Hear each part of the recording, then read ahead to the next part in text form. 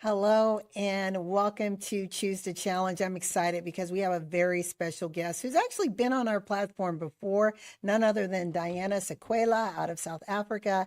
And she has been doing some amazing things with her ongoing events. They are international events where she brings collective minds together, centered around a key topic to share insights, strategies, tips to help individuals elevate to the best and highest versions of themselves.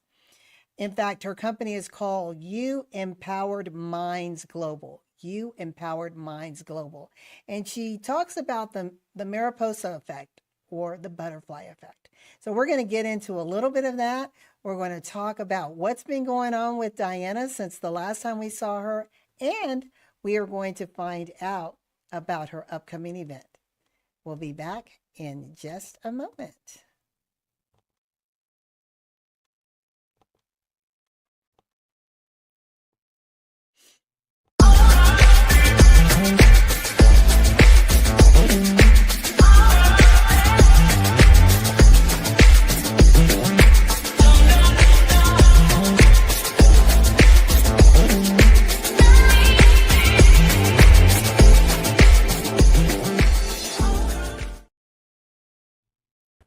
Hey, Diana, how's it going? Oh, I'm doing well, thanks. I'm doing very well by God's grace. I'm blessed. I'm on this platform. Thank you. Thank you. Thank you for saying yes, for taking time out of your busy schedule, for us being able to sync, time zones. That's always a challenge, but we are here.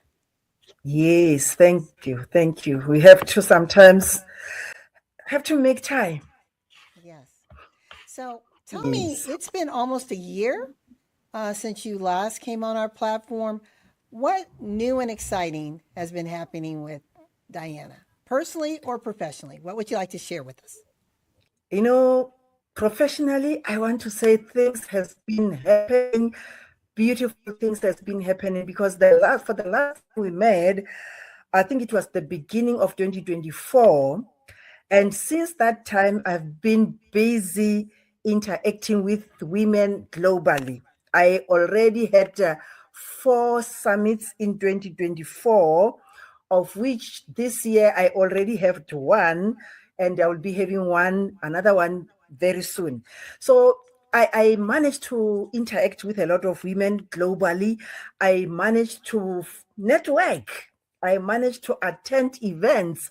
I managed to reach out to women who I wouldn't necessarily meet on the street, but because of the connectivity with others, so we are able to draw more women to the platform, the You Empowered Mind Global. It has been a very busy month also.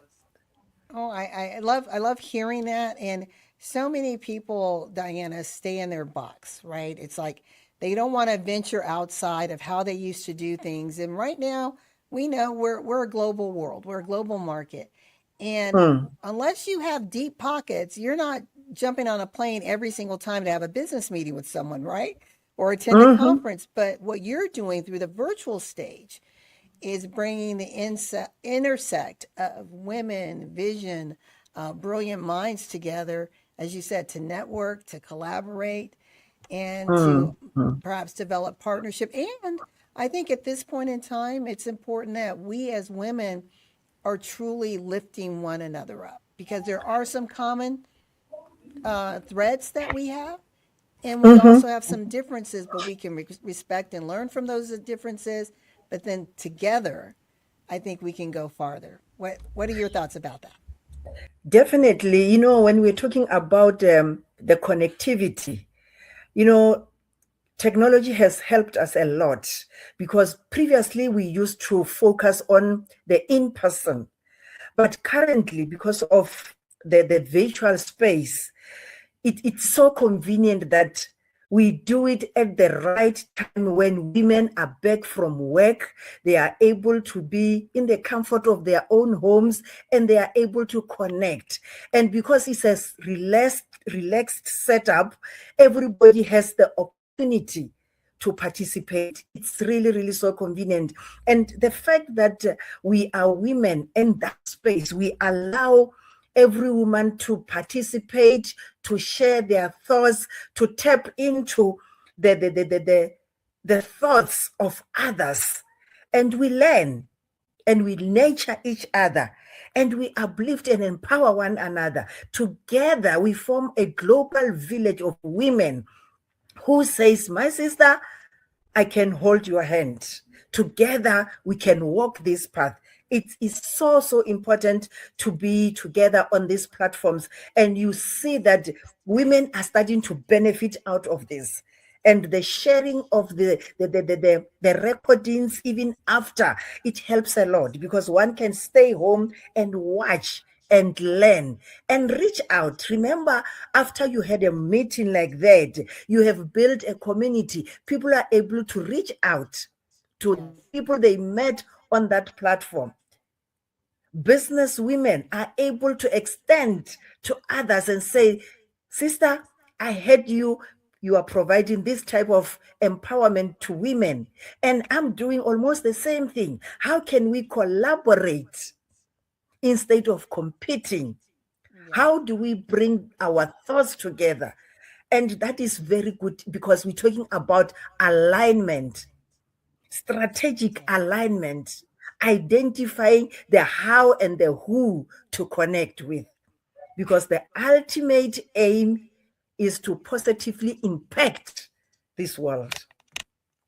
I love that. The ultimate aim is to positively impact this world. And you said you are creating a global community of women. And I want to sit in something you just said. You said it's about collaborating and not competing. And I often tell people, because we are in a competitive marketplace. I mean, you got, and I'll do simple. You have McDonald's and you have Burger King, right?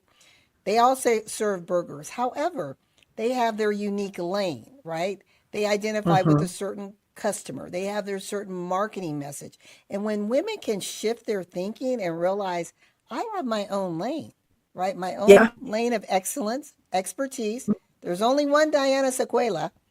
It doesn't matter who might be doing what you're doing. No one has your signature, your sound, your design, divine impact, correct? Very right. You are very right. You know, there's no duplicate of another person. When you go into the biblical aspect, it says, I knew you before I formed you in your mother's womb. I blessed you. At one point, it says, I have appointed you. And it goes further in one scripture to say, you are a special nation.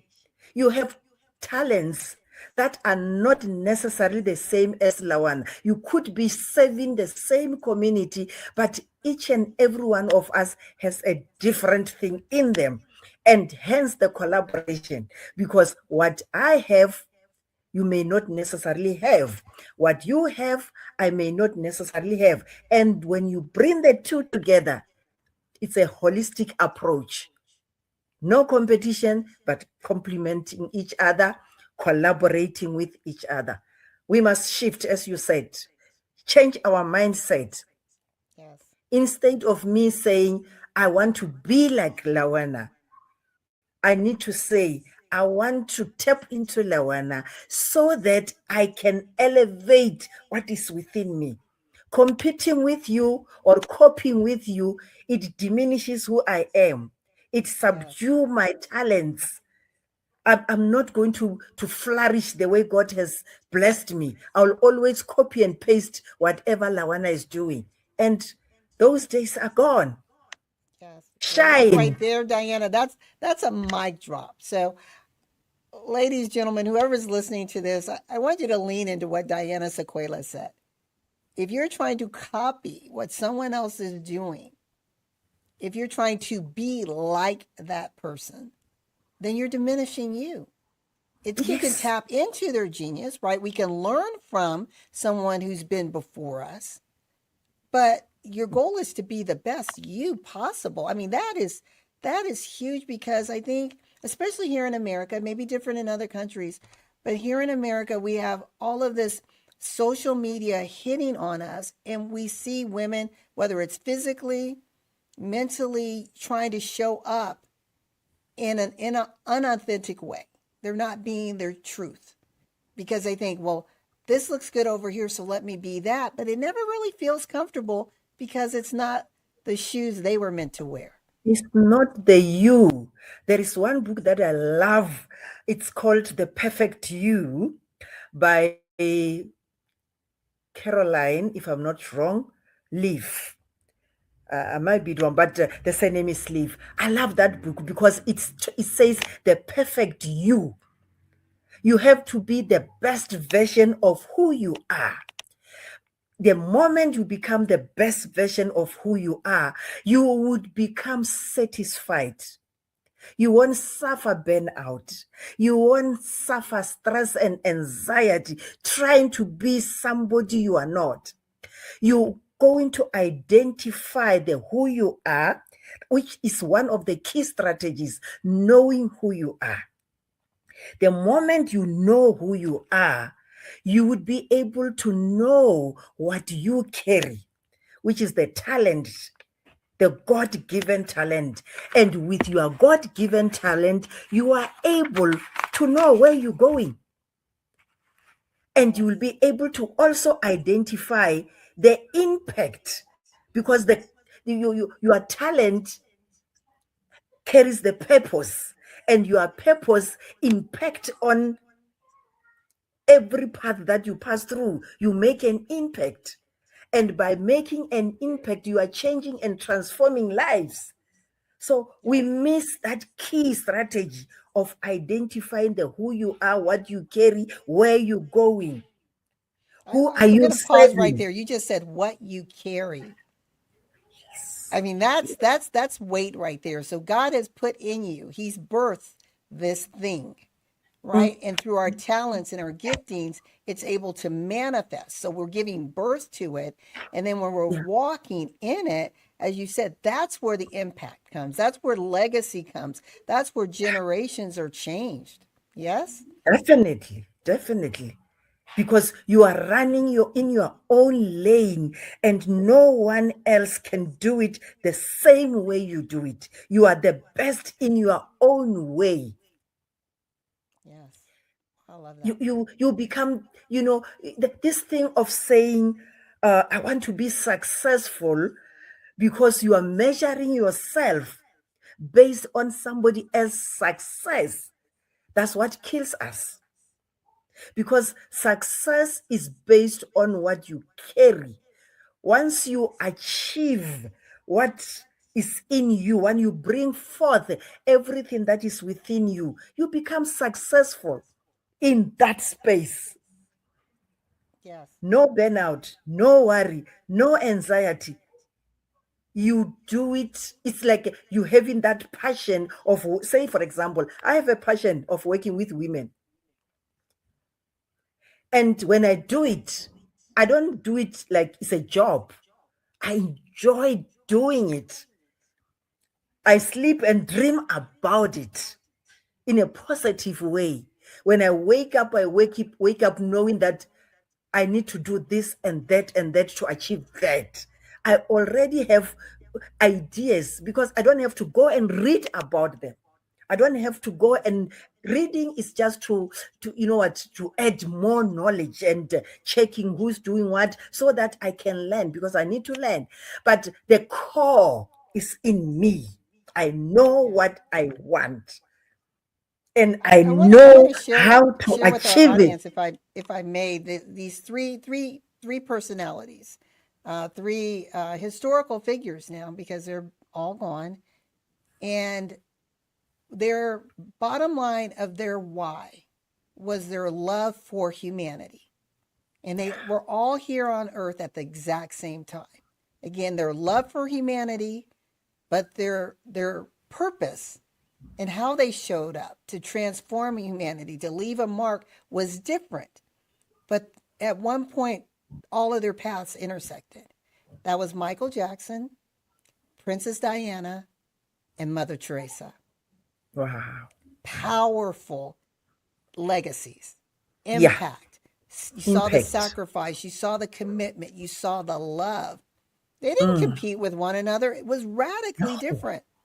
No, But for no. whatever reason, at that point in time in history, God felt the world needed that much love and light.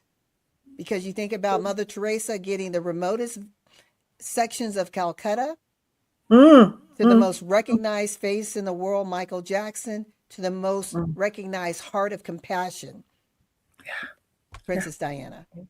Definitely, definitely. It really, if we can just come to the level where we understand that, life will be so beautiful. It will be so beautiful, because you automatically knows that this is my journey, and I have to walk the journey. The only thing that you need to worry about is to keep on checking, am I still within the boundaries? Am I well aligned with my kingdom purpose? Because we are not here by mistake. We are not here maybe because some circumstances happen. We are here for a purpose. And until you know exactly why, what is your why? Yes. You will keep on changing from profession to profession, from strategy to strategy, because you don't know your why. Exactly. We're going to be back in just a moment with none other than Diana Sekwaila, and we're going to talk about this next chapter and what she plans on doing this month with her global movement. We'll be back in a moment.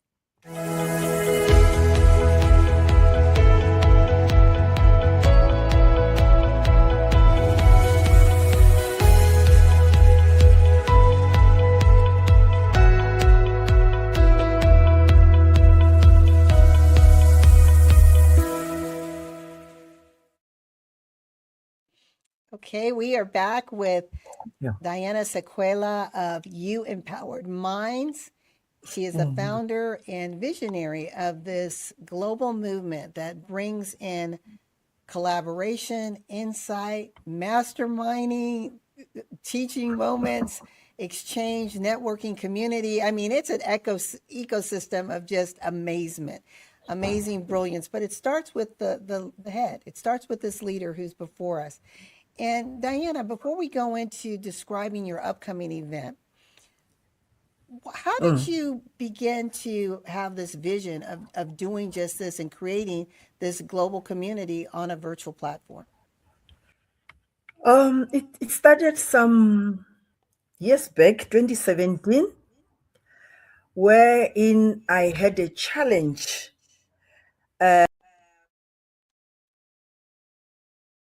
In fact, it actually started 1995. No, 1995, exactly. 1995, I had a situation. I am a professional woman. I had a business. I had a family. And you know what? I was surviving like any other women, thriving and doing well. But in one day, I suffered a condition called preeclampsia, because I was highly pregnant with a high blood pressure. So I wasn't aware that it can cause such a problem. So unfortunately, I was admitted. To cut a story short, a long story short, is because of that condition, I was not allowed to work for a period of 3 to 4 months. And I was so sick that I exhausted all my days. So I end up not receiving my salary for a certain period. And because I owned a house, I owned a car, I owned furniture. And finally, the creditors were all over me. I lost my car, I lost my house, I lost all the other things that I had. So I was evicted from my house. I moved from one place to the other with the kids. I struggled. I suffered anxiety, depression, and all those things. So based on that, it took me some years before I can finally say I am back to who I used to be. It took me almost 10 years struggling, receiving a salary, paying debts. But post that phase, I realized that, you know what, I'm not alone. There are women out there who happen to experience difficult situations and end up in mental institutions. Would end up being dead because of that level of stress. So I started talking about my story to my friends, to my colleagues. Then it moved to my story into any groupings of women, church, women clubs. That's where I saw that there is a lot of women who need some space to open up, a safe space to be able to say, I experience this, I have this, and I need help. Because in most cases, we hide it. We don't want people to know. Hence, we suffer all those chronic conditions. That led me to starting to speak at a smaller scale, bigger forums, and post-COVID. That's where I received a clear message that, you know what, I need to do this at a global village, because women experience things irrespective of where you are, irrespective of the country. We experience such challenges. So I started at a smaller scale with people that I knew to say, let's talk about it. And I started organizing because I said, when you do something that you love, that you see the purpose of it, you do it. You know, I started with minimum of 5 women. I said, I'm going to make an event, connect. And I shared my link and people connected. And from there, they invited other women. So it just snowballed. And we started talking every quarter. Then I said, every quarter, I'm doing this. That's how it happened. And it's been happening since 2022. Every quarter, I come with a theme. And God, thank God, He gives me beautiful things that women relate to. And yes, we'll continue. That is how it's happening. Oh, that's such a beautiful, and it's a very powerful story. And to those listening, sometimes you're going through something and you don't know why you're challenged, but from that challenge, you become this phoenix rising. You find another seat of empowerment where you're able to impact others, and that's what you're doing. You're creating this place of a safe space of conversation among women. And I know you've had some men who speak on the platform as well. This Yes. theme, yours theme, it's born to lead, but then it's strategic aligned for success with purpose. So born to lead, strategic alignment for success with purpose. Tell us a little bit about that tagline and why was that so important to you? You know, it comes from our original design, how we were created. We were created to be leaders. We were created with purpose for a reason. In the book of Genesis, it says, let's make man in our own image, God's image, and his likeness, meaning his thoughts and his behaviors. And it says this man that is being created is given the power, the dominion to rule. He is being given the authority. He is blessed to multiply. This man, this human being, me and you, are created to lead, because he said this man would lead things on earth, things on air, things in the sea. So we are the ambassadors and the managers from the kingdom in the human form. So our leadership is given is in us. Hence, when I say born to lead, it's not a mistake. We are born to lead. Strategic alignment for success with purpose, meaning once you identify yourself as a leader, as given, you need to align to the giver of that life. And not just aligning, strategically aligning, because you can try to align, but if you're not strategic, if you don't know the how to align, you may miss the point. So hence I'm saying women, men, acknowledge that you are a leader. You have been given the responsibility to lead, to occupy, to possess, to dominate, to use what is within you to multiply. When you have a company, let's start with my example. I started talking to two women. I hate to cut you off, but we are literally almost out of time.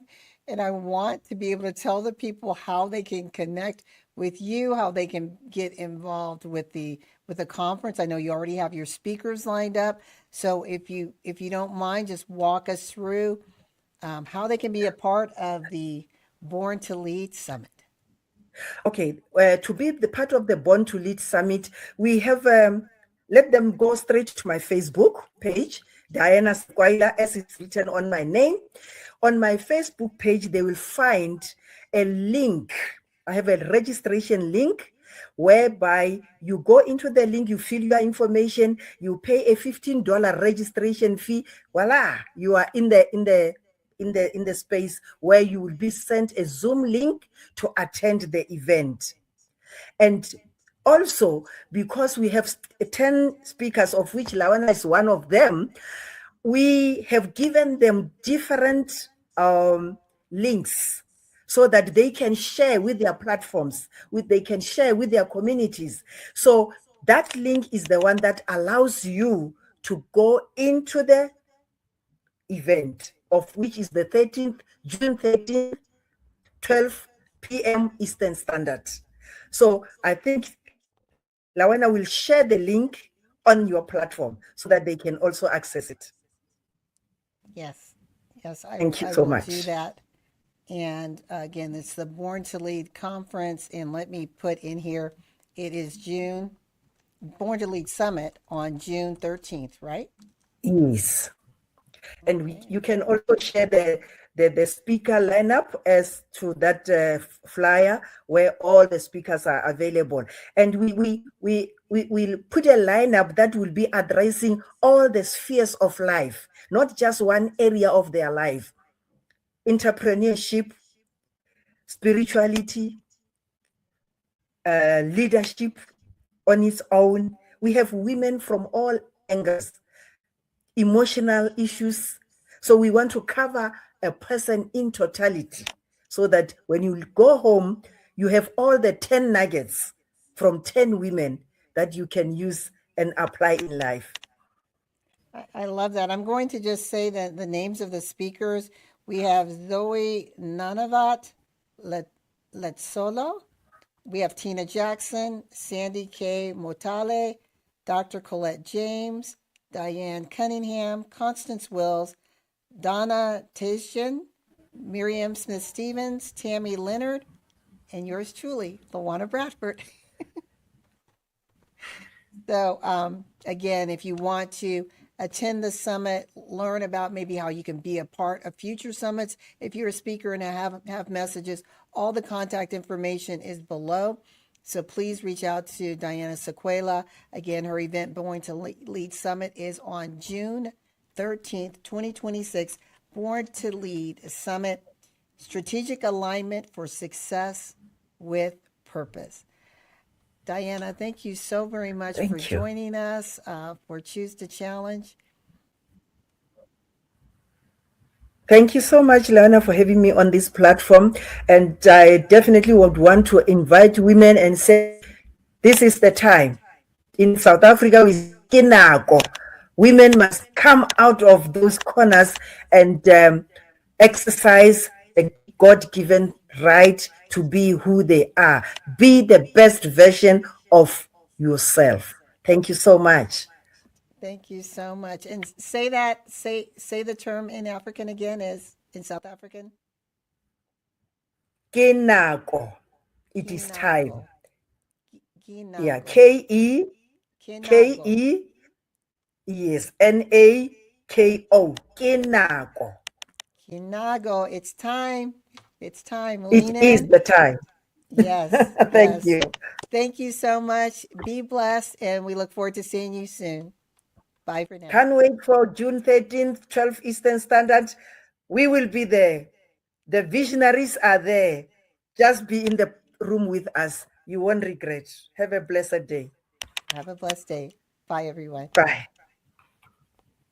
Are you ready to defy gravity and challenge the impossible? Meet LaWanna Bradford, the visionary leader behind Choose to Challenge on E360 TV. Now in its 5th season, this groundbreaking show shines a spotlight on voices of change from across the globe. Born during the pandemic, Choose to Challenge becomes a platform for transformation where no topic is off limits. Every episode highlights individuals breaking barriers, rewriting narratives, and making an impact. Ready to share your story and inspire change? Call 404-618-2824 to become a guest. This is your moment to rise. Tune in now at e360tv.com. Your voice matters. Let's change the world together. Hello, and welcome to another edition of Choose to Challenge. I'm LaWanna Bradford, and I'm excited because we are in a time of disruptive change, markets, a lot of economic uncertainty, global crises, and we're trying to figure out what to do next. Well, the time is now for great leaders to rise. And central to rising and a message of change and hope is our next guest, none other than Dr. Jennifer Rios. Dr. Jennifer Rios comes from an extensive, full, robust background of military, her consulting work with civilian as well as disabled veterans. I want to tell you a little bit about her background. Is also in technology, program management. She sits on multiple boards, has earned numerous degrees, awards that we could talk about for days and days and days. But she also has a heart for your disparate community. She's been recognized for leading the voice of change and activism around the Latino community. And we're going to package a little bit about that. We want you to lean in and get to know the woman, Dr. Jennifer Rios. And then we're going to unpackage what's most important. I know you're leaning in. What's she all about? What's she standing for? What is she fighting for? Why now? And why is it so important? So we'll be back in just a moment with none other than Dr. Jennifer Rios. Stand by.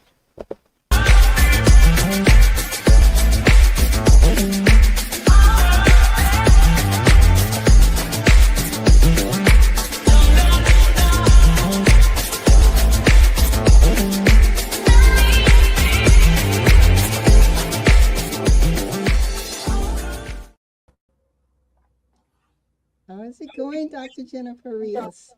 Hi, it's going well. Thank you so much for having me, Miss Bradford.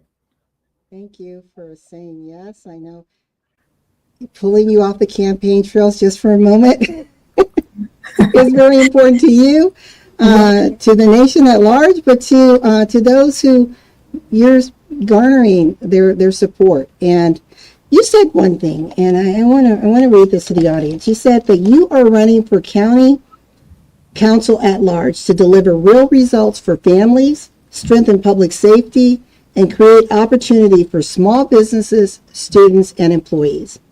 You said, I sought to be the forward party endorsement because I believe in practical solutions, collaborations, and putting people over politics. That's right. A mic drop moment. So let's talk about just your vision and your passion and why it's important that people are first. And we hear that all the time, but it seems like it's something we say, and it's not always what we see being done. Well, first and foremost, thank you so much for having me guest on your show. I truly appreciate your time. I appreciate all that you do to reach back out across the nation to inspire so many.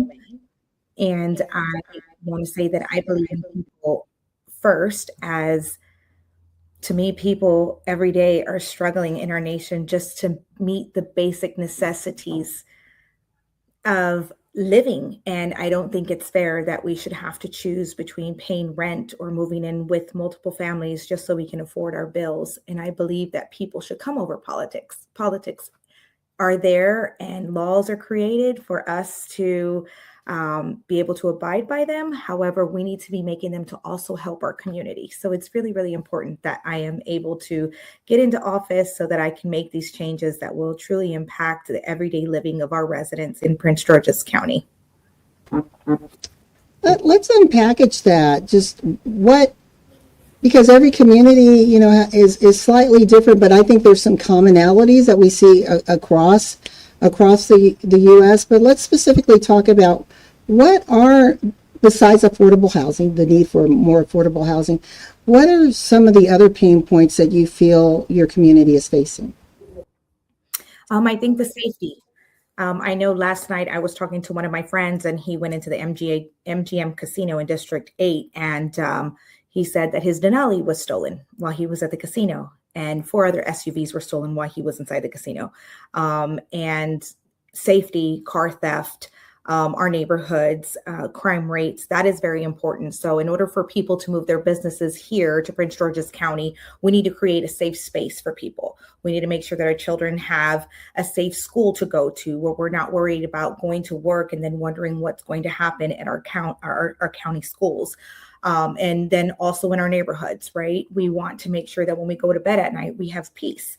And so I believe that public safety is also very important. So it kind of goes hand in hand with economic development and infrastructure of the county and making sure that we have roads that people can get to and from their jobs, as well as fixing the existing potholes that exist in our city. Which is very frustrating to drive down a road and then you get a flat tire just because you're trying to go to work because the roads were not prepared. So that is also another thing. So I believe in public safety, infrastructure, and economic development, as well as the housing affordability. Well, let's go back to safety for a moment, because that's, everyone can relate to that, right? You want to feel safe in your neighborhood, whether you're sending your children to school. And we hear many elected officials and individuals who are running on that same bandwagon. We know it's very important. Mm-hmm. What will you do differently? Well, I currently serve as the HOA president for my neighborhood, where I'm responsible for 105 homes.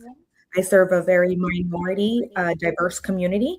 And what I do is I am currently engaged with the state's attorney's office here in Prince George's County, who is currently sitting Tara Jackson, as well as a Prince George's County police officer, like the community I am very engaged with. So I want to meet with the sheriff's department, but I currently do walkthroughs through neighborhoods with the police department to kind of gain that trust with the community so that when they see the police officers, it's not always, oh my God, what happened? Like, why is the police at your house? I'm trying to bring them more and more engaging in our community so that people can see them and so that it kind of distracts people from coming over. I believe that we could set up a program with the HOAs that are existing and communities as a whole to work with community neighborhood watch programs, as well as providing feedback and reports from the police department back to the community in newsletters to the HOAs and the communities, just to let them know like how the crime rate is in their neighborhood, what the calls were made for their neighborhood, so that they are aware of the crimes that are going on. And then also working with the state's attorney's office so that we can make sure that any crimes that are committed within our county, people are prosecuted accordingly. I've also seen a lot of issues with teenagers and curfews that we've implemented, but I would like to take a page from the New York mayor's book where he created an application for teens. So during the summer, they have an app. And I believe that we can do the same thing here in Prince George's County by creating an app to show teenagers where they can go and the hours that they can go, what's available, what's free, what costs, and what does not. By also working with parks and recreations to ensure that our teens have somewhere to go and they're not causing crime and they're not getting into trouble. So just by simply working with HOAs, communities, newsletters, reports going back out and creating a safe space for our teenagers, and and giving them entrepreneurships and internship programs that they can utilize during the summer to keep them out of mischief. I like that. So you have a vision for this trifecta, from the legal aspect, law enforcement, and then you said something that's so critical, which is really the foundation, is that community awareness, involvement, understanding their roles. I think many times we want things right within our communities as a homeowner, but we tend to sit on the sidelines and not realize that we have to play an active role. So this is creating, from what I'm understanding, this partnership among these entities in order to ensure that you improve the safety and well-being of all Prince George's County citizens, correct? Yes, and I also believe that a big piece of it is the education part.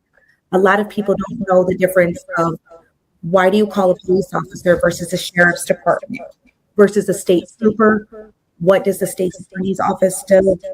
Who prosecutes minors? You know, all of these things are very important to understanding how this big ecosystem works to protecting our constituents. I want to ask you, you gave a nice visual, and I think we can all relate to driving down the street and all of a sudden you hit that infamous pothole, right?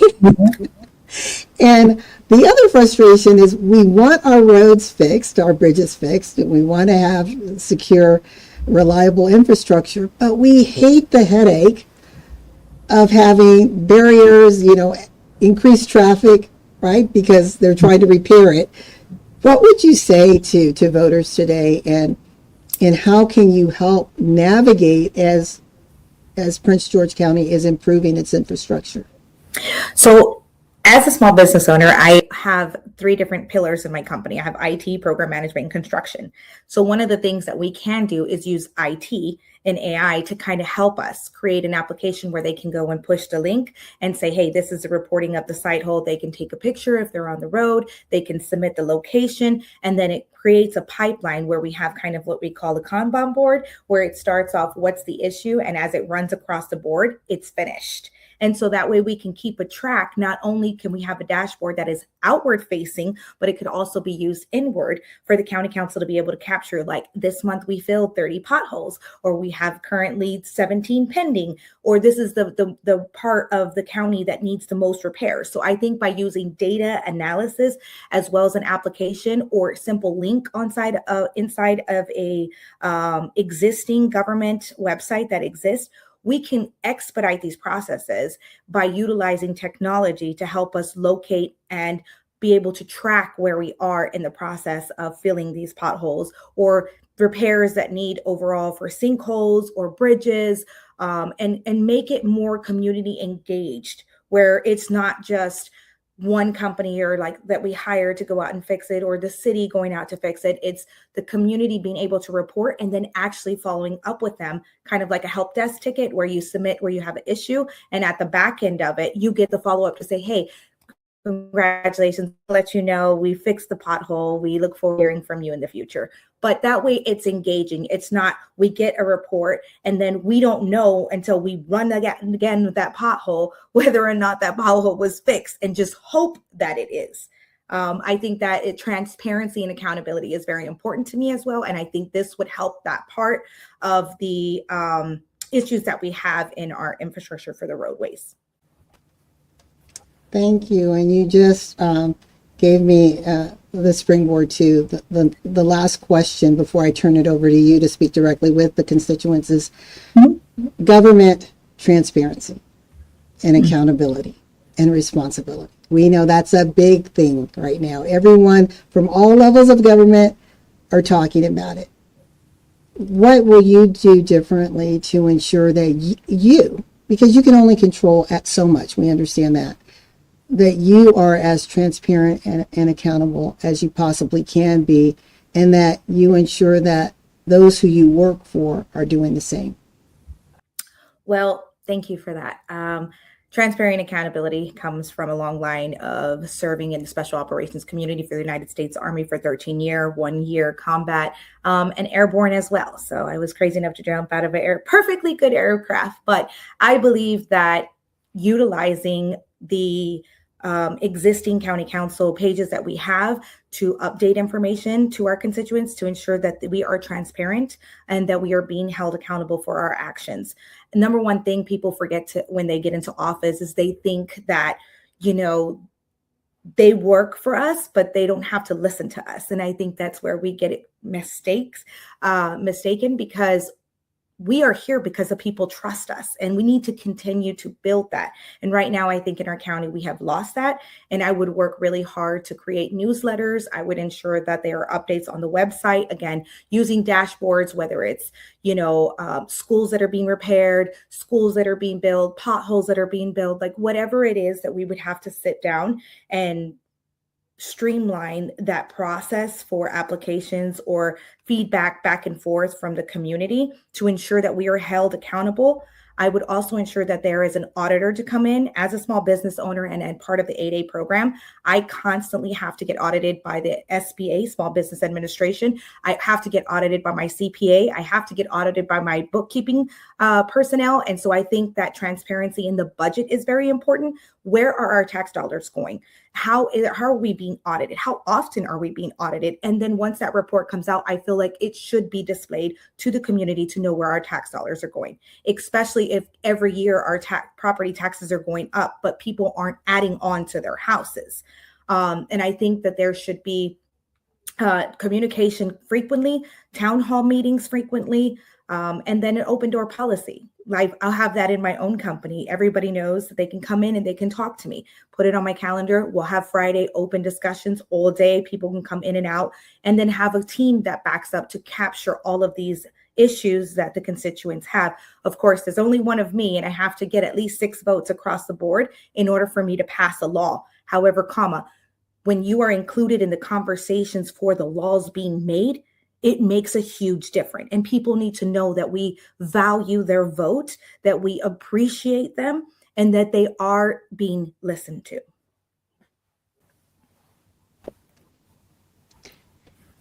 Well, first of all, thank you so much for giving us some insight, some education on just how the system works, what your platform is all about.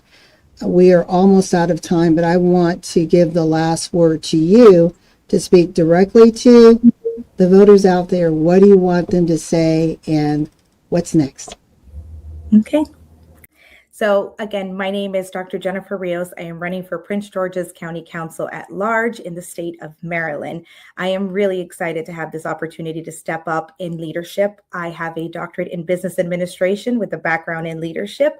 I have been very transparent and open about my business and how I have grown and assisted in Prince George's County. I started the Hispanic Chamber of Commerce of Prince George's County with my own money, and I have built it, and it's grown over 50 businesses that have come through. And so I have contributed not only in the business aspect in economic development, but also mentoring over 12 of my personal own mentees. So also building internships and apprenticeships with businesses here in Prince George's County, as well as helping employees find local employment with our Prince George's County businesses. So I've been contributing to our state, our county, and our nation by volunteering my services. And the difference between me and others is that I have been doing it on my own dime. I'm not in it for the money. I'm in it because we need leaders that people can trust, people that are transparent, and that have no problem being accountable for their actions. The only way to grow as a leader is to be measured off of what you are doing and getting feedback from your constituents so you know how to improve. Growth and learning never stop in leadership. And I am grateful if I would be able to earn your vote. Thank you so much for having me on today's show, and I wish you all the very best. Thank you. Thank you so much, Dr. Jennifer Rios. We wish you much success on your candidacy for Prince George's County at large. When you win the election, we'd love to have you back to find out what's next, what's up and coming with Prince George County. Thank you so much. Thank you. Be safe, be well. And everyone, we will see you next week for another edition of Choose to Challenge. Bye for now. Bye, everyone.